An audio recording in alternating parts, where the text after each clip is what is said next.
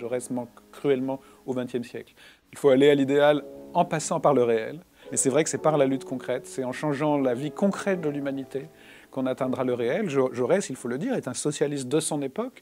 Il pensait qu'un des principaux obstacles à la justice, c'était la propriété. Il pensait qu'un des principaux problèmes de la paix, c'était non pas les nations, mais les nationalismes. Et il faut aujourd'hui revoir la politique de Jaurès, mais il est porté par ces tensions, et je pense qu'on aurait tort de le simplifier. C'est ces tensions qui font sa force. Il faut prendre tout Jaurès dans ces tensions internes. Jaurès disait curieusement, le socialisme, c'est l'individu poussé le plus loin. C'est-à-dire c'est la culture de l'individu dans ses relations sociales. Et donc Jaurès, c'est aussi le fait que l'individu dépend de la société, que les pays individuels dépendent de la communauté mondiale. Il avait déjà cette idée de l'international. Évidemment, Jaurès avait compris dès 14 ce qui allait se passer. Et on comprend maintenant qu'il y a eu plusieurs conséquences, et on peut se demander, comme pour toutes les grandes figures, ce qu'il en aurait pensé. Je pense que Jaurès aurait très vite compris que l'une des grandes catastrophes de la guerre de 14, ça a été le massacre, le déchirement du socialisme et de la politique européenne, l'éclatement aussi de la philosophie, qui commençait à devenir européenne, qui s'est renationalisée. Il aurait aussi compris que l'une des grandes catastrophes de la guerre, ça a été la paix, que la paix de Versailles a été une très grande injustice. Et on peut imaginer Jaurès disant n'humiliez pas l'Allemagne, ne sacrifiez pas la guerre aux passions des vainqueurs, respectez la justice jusque dans la paix. Et je pense que Jaurès, c'est la justice. Jaurès a entraîné avec lui, encore une fois, toute une génération d'élèves d'ici et d'intellectuels français dans l'action.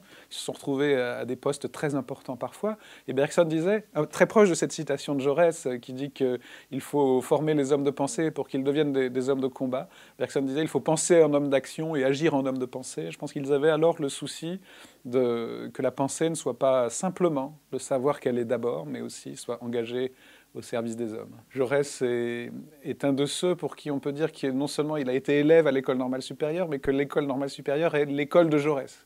Il y a quelques figures comme ça pour lesquelles ça se renverse. C'est déjà très bien d'être normalien, mais pour des plus grandes figures, c'est l'école qui est marquée par leur passage. Et donc Jaurès incarne l'école normale où il a été élève, où il a étudié les disciplines les plus exigeantes, passé l'agrégation de philosophie, puis s'est engagé dans une carrière à la fois politique et universitaire, et a eu le destin héroïque que l'on sait. Donc je pense que c'est très important pour le passé de l'école normale, pour une tradition. On oublie souvent que Jaurès est pleinement philosophe. Ça n'est pas juste un politique qui a fait de la philosophie.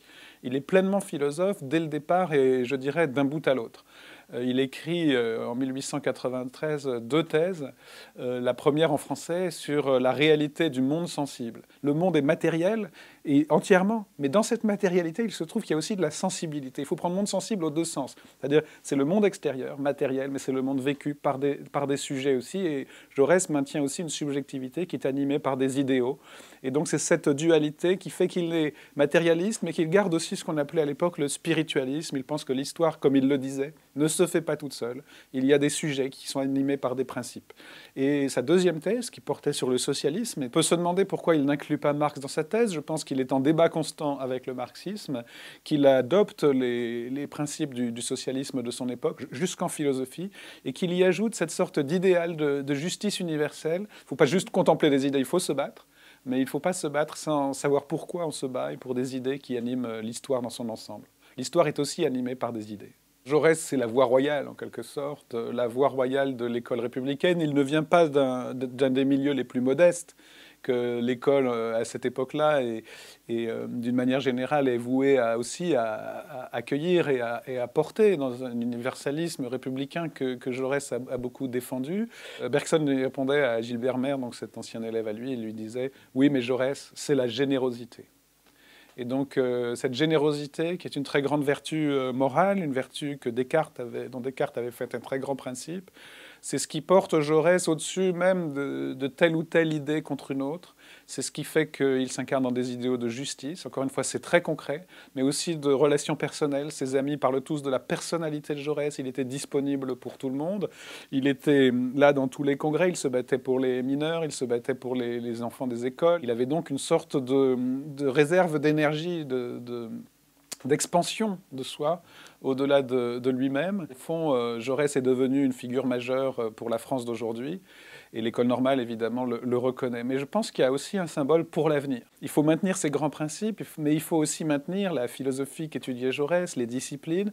Et tout ça, finalement, n'est jamais entièrement acquis. Et je pense que c'est des choses qu'il faut défendre et qui valent non seulement pour les élèves qui étudieraient aujourd'hui la philosophie, et la philosophie de Jaurès qu'il faut étudier, le replacer dans son temps, dans son contexte, mais en même temps pour tous les élèves de l'école normale. Je pense que Jaurès ne peut pas cesser d'être moderne, qu'il y a des relais méconnus au XXe siècle et qu'en même temps, évidemment, il ne ferait pas que se répéter aujourd'hui. Il ne faut pas répéter ce qu'il a dit, mais refaire ce qu'il a fait.